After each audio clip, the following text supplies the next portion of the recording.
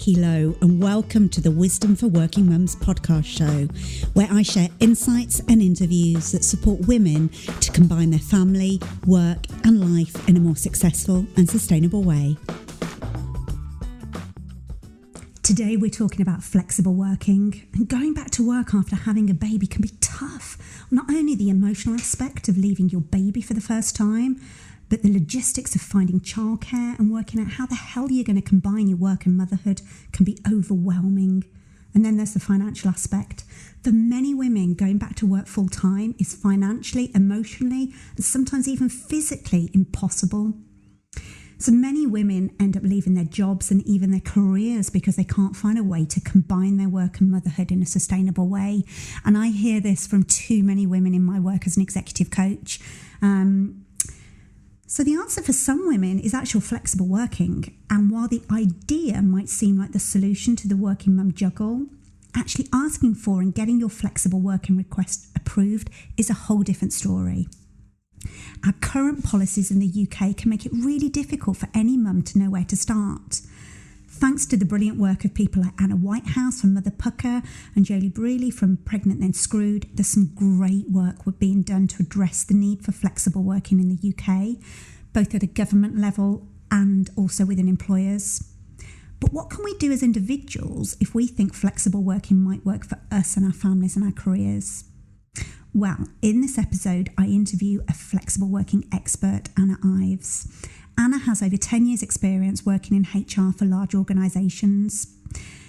And after her own experience of actually being made redundant while she was pregnant, she decided to set up her own HR business and now helps women and organisations to make flexible working work. When you hear her story, you'll understand why she's so passionate about this topic. Not only that, Anna managed the Pregnant Then Screwed flexible working hotline for over 2 years, and she volunteered her precious kind of time as a busy working mum herself to support other working mums to navigate the world of flexible working. So we've got an incredible expert with us today. And in this episode, Anna and I explore what actually is flexible working, what are your legal rights around flexible working as a new mother, how do you decide if flexible working might be right for you, and what's the process to ask for flexible working, both informally and formally. And I can't wait for you to dive into this episode and hear all the amazing nuggets that Anna shares with me on this important subject. And she's also kindly put together a top 10 tips on how to make flexible working work. And you can access that free download by going to wisdomforworkingmums.co.uk/25. That's wisdomforworkingmums.co.uk/2 So dive in, and I hope you enjoy listening. So welcome, Anna. Thank you for joining me on the podcast show today. It's a pleasure to have you on here and to be talking about flexible working. No, you're welcome. Thanks for having me. So you run a business called HR Puzzle, if that's right. And I'd love for you to kind of share with everybody a bit about what you actually do in your business and how you came to do that work. Yeah, no, of course. So I have had my business it'll be coming up for 3 years in November. And unfortunately, I was actually made redundant when I was pregnant with my eldest. So she's just coming up for 4.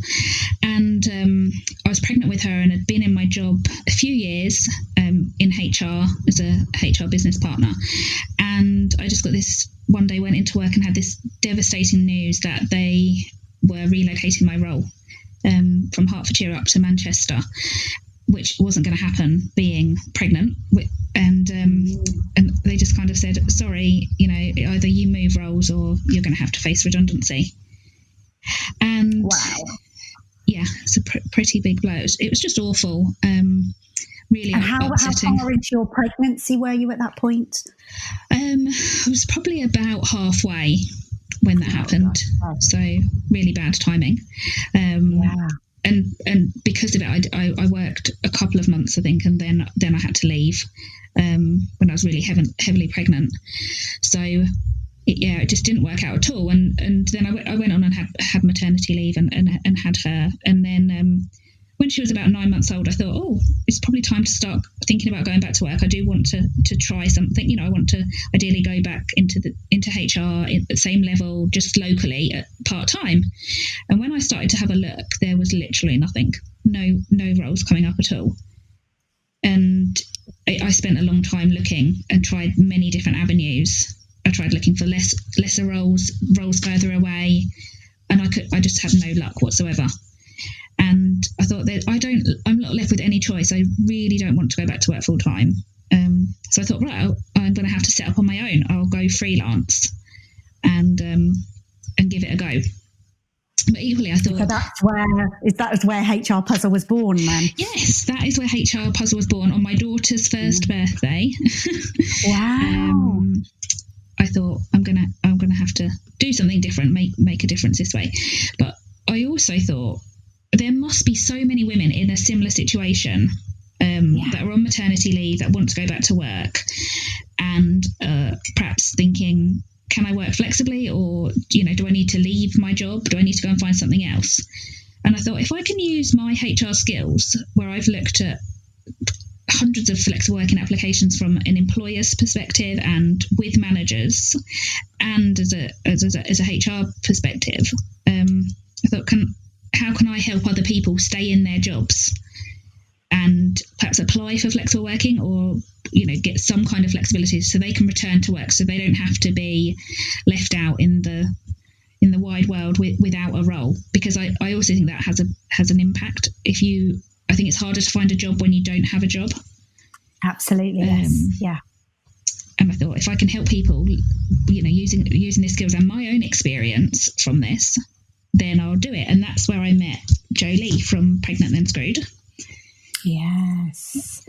And I said in the intro about you managing the helpline for Pregnant and Screwed, didn't you?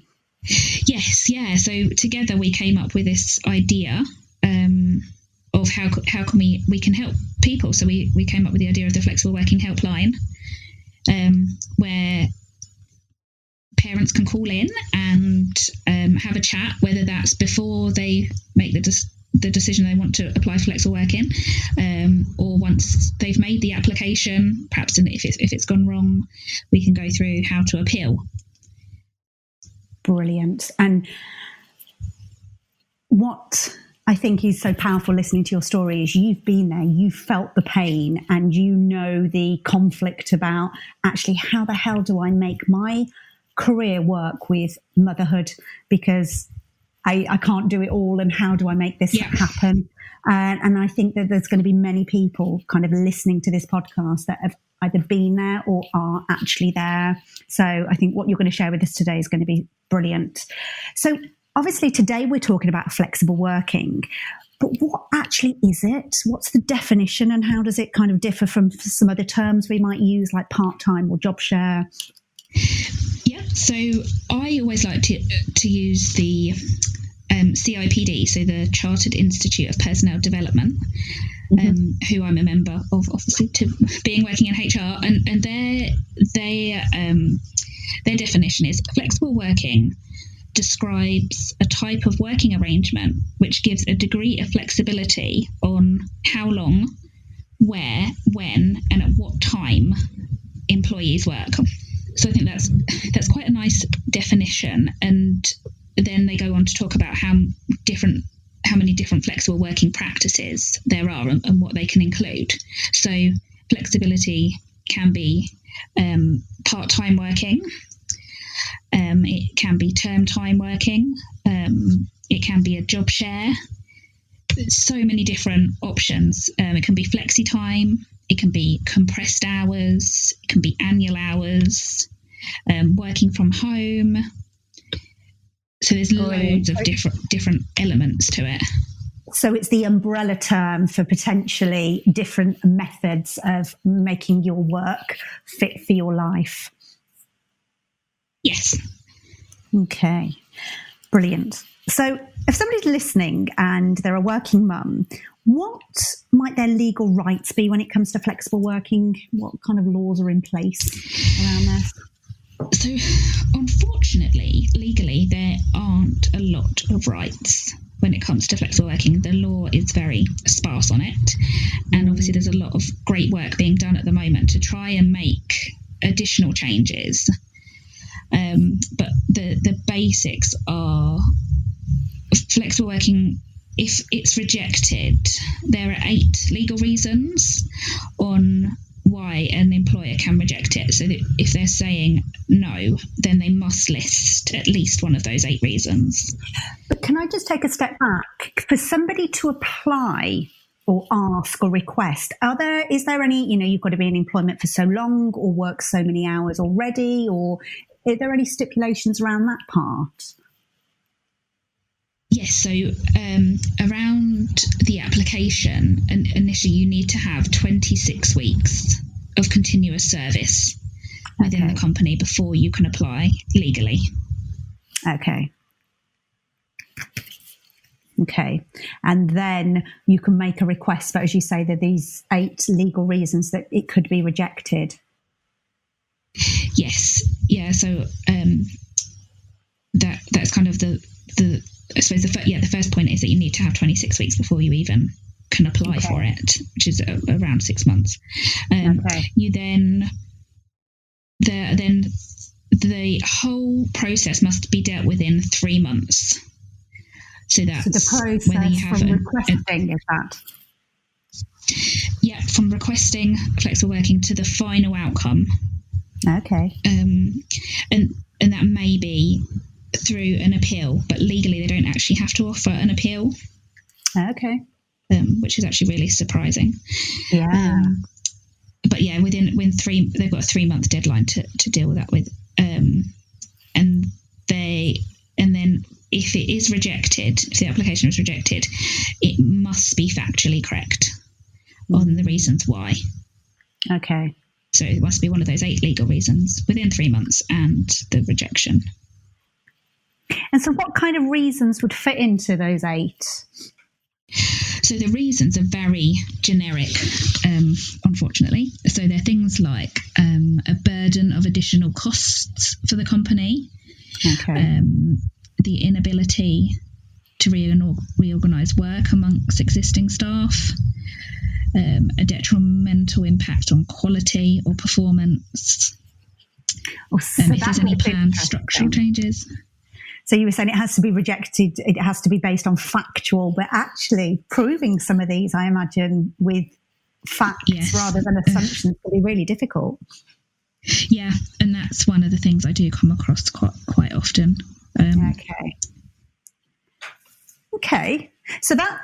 So for anybody listening that is employed, they have to be in 26 weeks continuous service before they could make a request. I'm assuming that's a formal request, that there might be the opportunity to make an informal, but if we're talking the formal route. Yes, definitely. And companies now, there are more companies opening up to say, actually, we know legally you need to have this 26-week service, but it's actually quite a big blocker to applying for new roles in new companies. Yeah. So I think we hopefully will see the removal of that 26 weeks.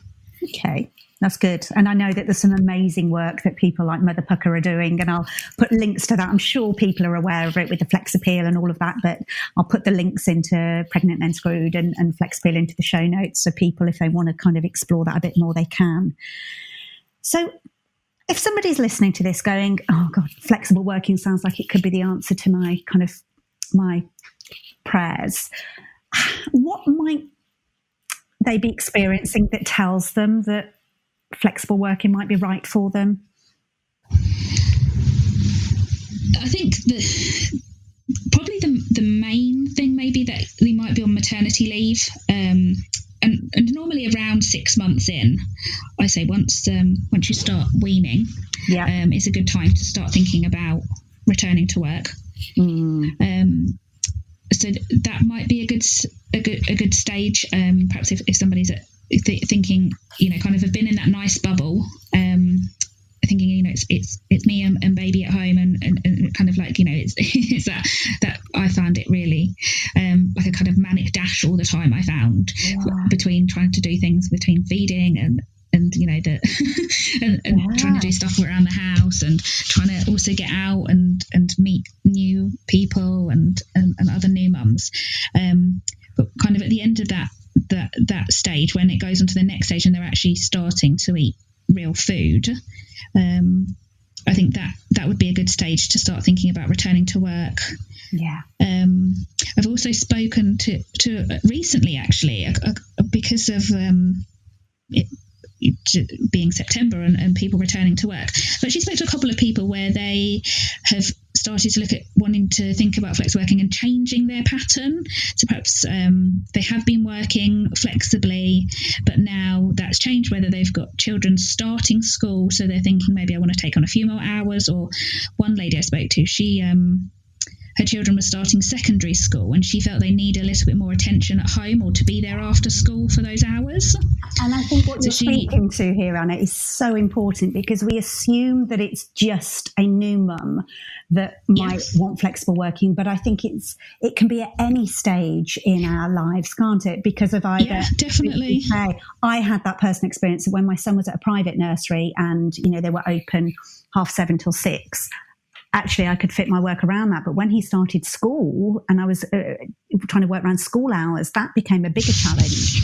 And I imagine it could be somebody that's listening that has got, family, and they've got elderly parents and that additional caring responsibility. So it isn't necessarily just children. No. And that's kind of where I've moved away a little bit as well from just saying I offer flexible working support for parents, because initially it started as new mums on maternity leave, and then I kind of reached out to dads as well. Hence it was for working mums and then parents. And now, as time has gone on, and I've helped different people in different circumstances, it is open to everybody. Like I say, my father-in-law just recently, he actually faced redundancy at work and it didn't come to light, but then he wants to now semi-retire. So I've actually helped him put in an application. Oh, wow. For that. And my mother-in-law, her father's unwell, so she wants to look at her working pattern, to take more responsibility then, and especially where we've just had Mental Health Awareness Day as well. That's a big point. People are suffering with mental health, and flexible working or working reduced hours for a period of time may be beneficial as well. And there's so many different reasons, and I love what Mother Pucker says about this, that flexible working and the whole flex appeal thing isn't just for parents, it's for human beings, it's for people, it's and I love that kind of angle on it, that actually it could benefit us in so many ways for whatever reason. Yeah, definitely. I think it is good to open up and make everybody be aware of that, because initially when it first came into play, it was only for parents or carers. And I think some of that stigma is kind of stuck as well. And people don't realise that it is for anybody, at any time, for any reason. Okay, that's really good to know. So if somebody's listening to this going, yes, I think this is what I need, what would be the first step in exploring flexible working? What would you recommend? So I would always recommend having a chat with your manager. I think it is a good way to start. And your manager will have good understanding of how your role works. And you just never know. I think I have spoken to many people who have said, well, I'm not sure. My manager would never agree to it. But actually, it is a good way to start. You never know. You never know what the other person's thinking. And if it can be dealt with informally, if it's as easy as having that conversation and then your manager going, actually, that's no problem at all, more than happy to accommodate that. It doesn't have to be such a lengthy, drawn-out process. Brilliant. And I think it's such a key thing to try to give it a go. And I think for people listening, I imagine that takes away some of the potential anxiety about, oh gosh, actually, I need to know my know legally what I'm entitled to and know my HR policies about how I do this. It kind of removes some of those barriers of just even having the conversation. So is there a way in which you would suggest approaching that, even if it was an informal conversation? Are there any tips that you could give about actually, this is what I would or wouldn't say, or this is what I know has worked? Yeah, I think perhaps the timing might be quite good as well. So if you are on maternity leave, you can use a kit day, a keeping in touch day. Yep. So there are kind of like 10 of those, and I think that's always a nice way to perhaps approach, is to contact your manager and say, I'd like to have a kit day, and perhaps we could have a coffee or have a catch up. And it doesn't have to be in work either. It could be, if you feel more comfortable outside of work, perhaps in a coffee shop or a break area, feel more comfortable with it, or it could be in a one-to-one. Perhaps if you're not on maternity leave and it's just within work at the end of one of those meetings when your manager normally says, have you got anything else to discuss? Yeah I think that would be a good way. But I think to approach it is to book something in the diary perhaps, and do a little bit of planning first. Kind of think about what is your ideal scenario, and I think a good way to approach it would just be saying, I'm just having some thoughts. I think I would like to go through some options on perhaps flexible working and how I could work flexibly, and ask what does your manager think? What are their kind of initial thoughts on it? Yeah. And I think what you've put brilliantly, I know that you've kindly put together your top 10 tips on how to make a flexible working kind of request, or how to make it work for you.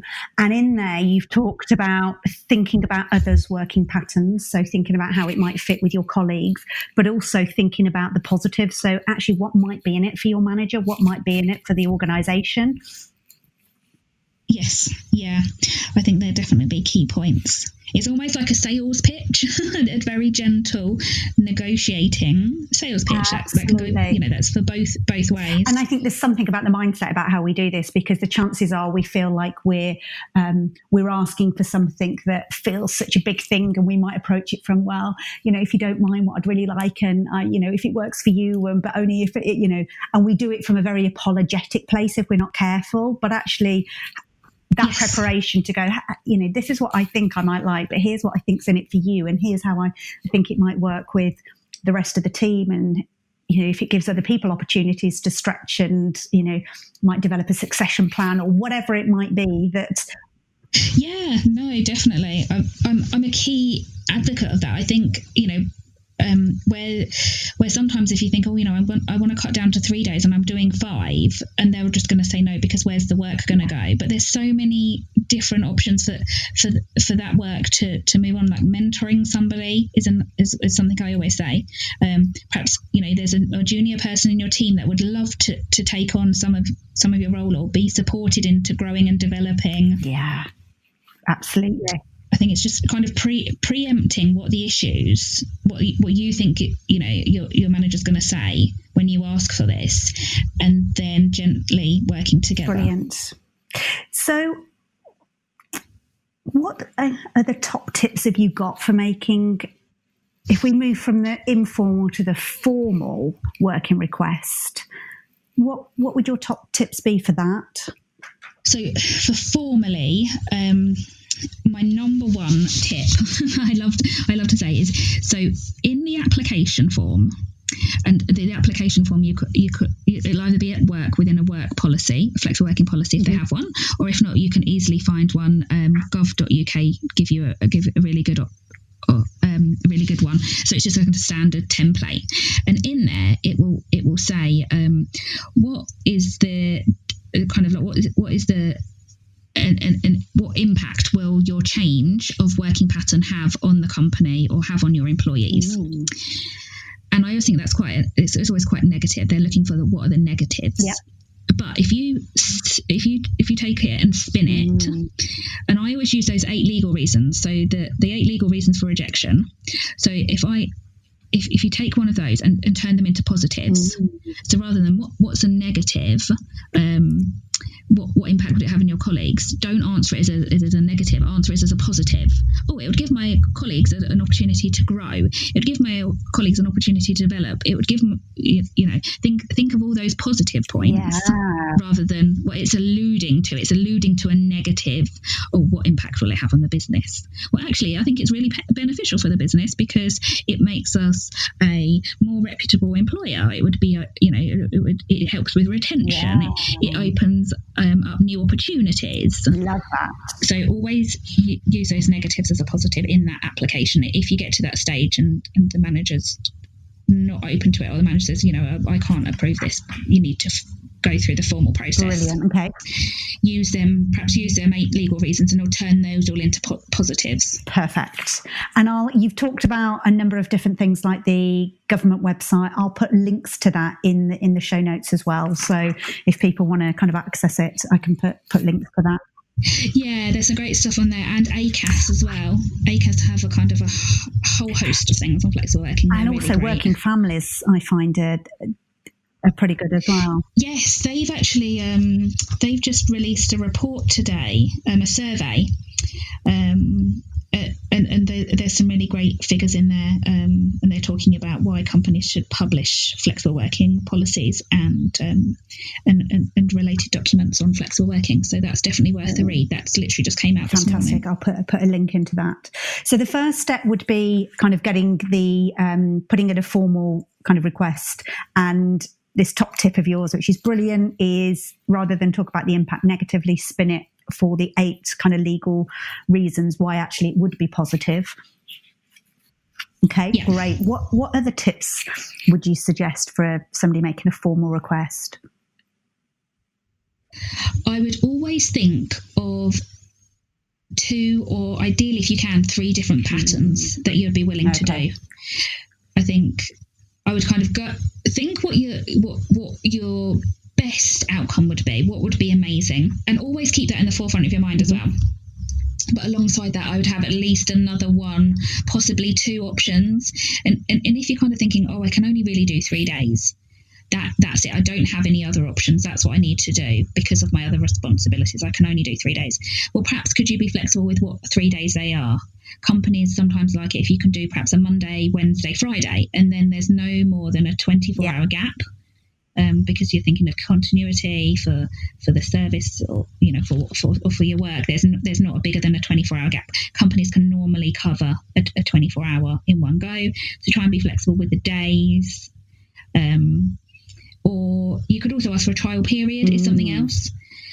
But I do try and say stay away from the trial period until you get to the appeal stage to keep something back. Yeah.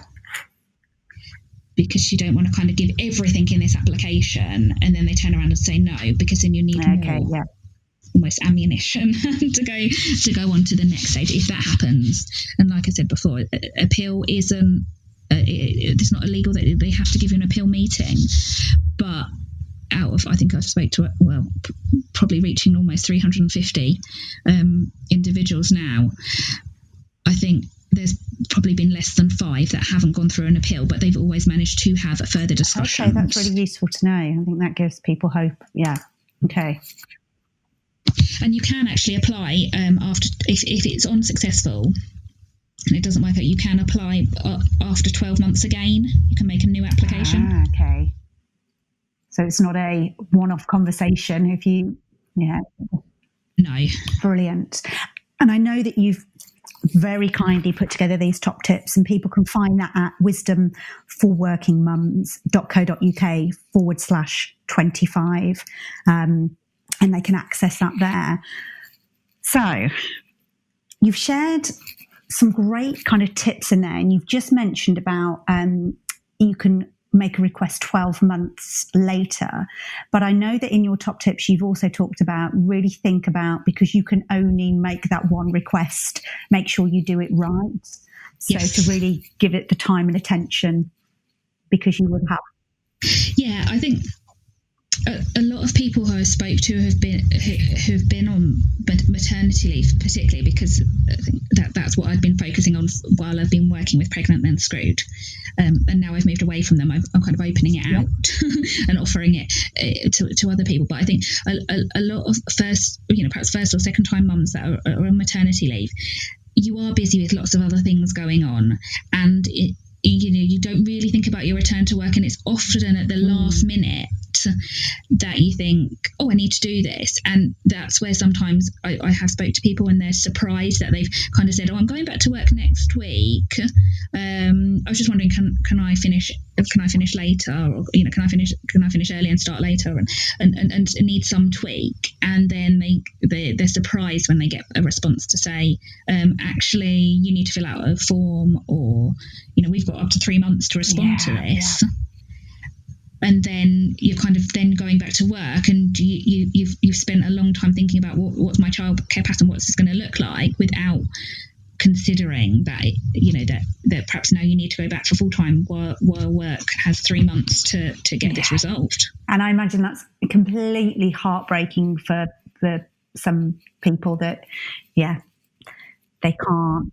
Yeah, it's all it's horrible, and it's also not very good for the case either, because then your work will say, well, actually you have gone back for 3 months and you have worked full time for 3 months. So I think with making any application or going through any process, just bear in mind it takes 3 months. So start thinking about it at least 3 months before giving you time to prepare and do it, because it does need time giving to it to really make it work. That sounds really, really important.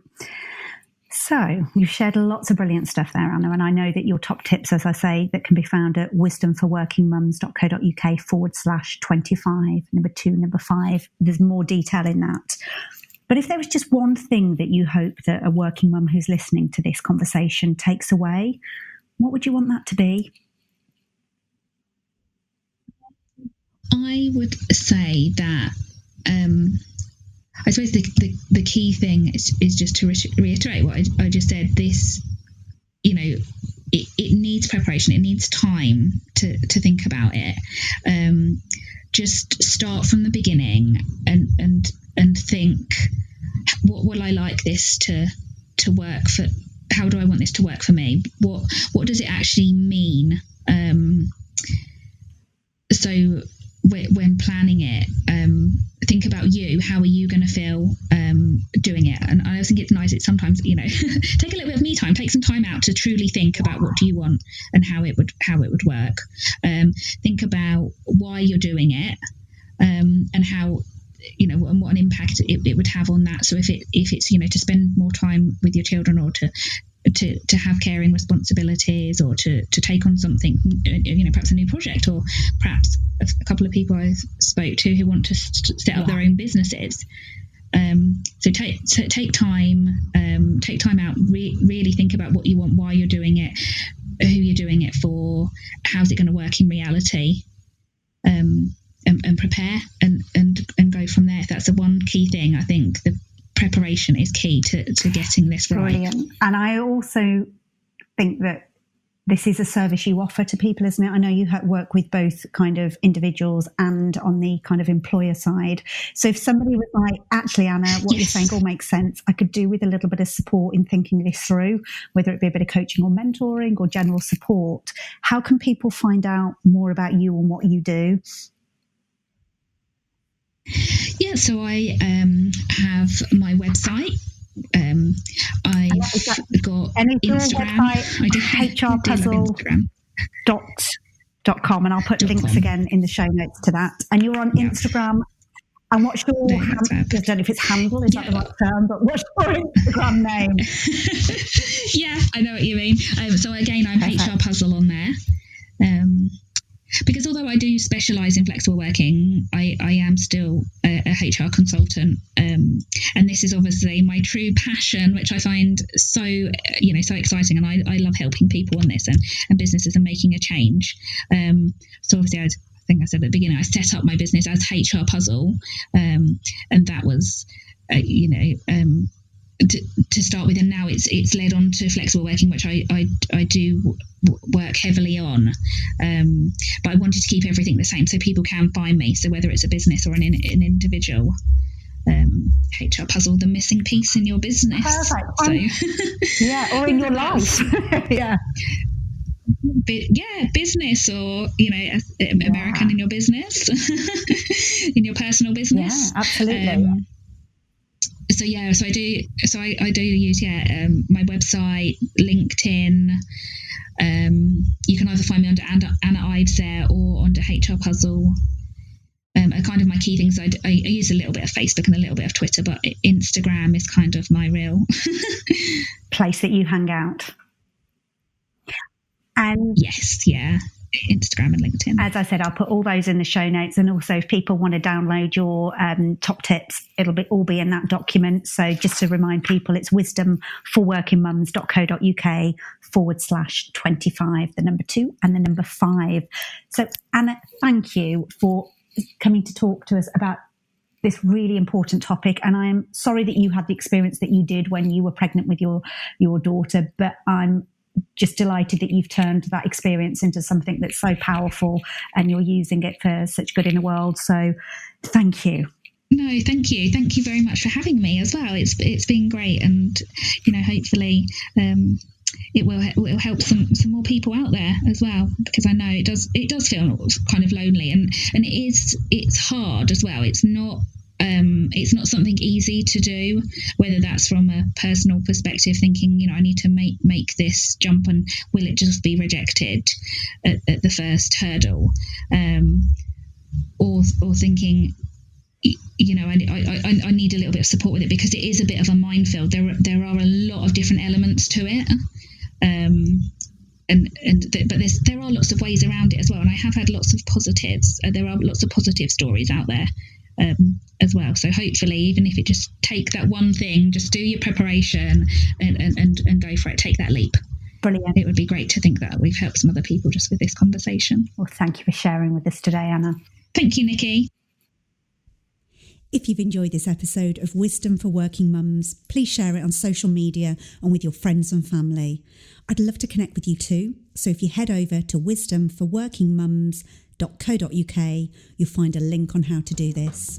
And if you love the show and really want to support it, please go to iTunes, write a review and subscribe. You'll be helping another working mum find this resource too.